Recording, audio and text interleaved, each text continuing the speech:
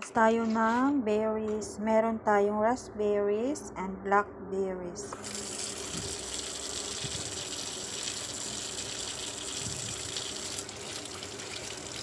Kasa natin.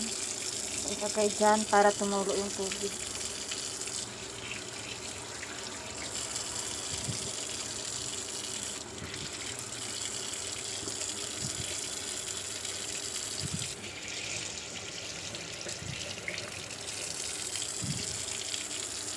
Kalahati lang ang natin.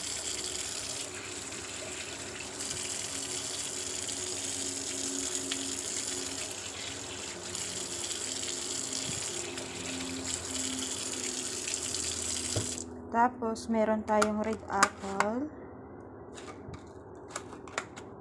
Siyempre, ang kalahati dyan, ang 1/4 dyan kay Milan at saka kay Paris. Yung 3/4 sa amo ko.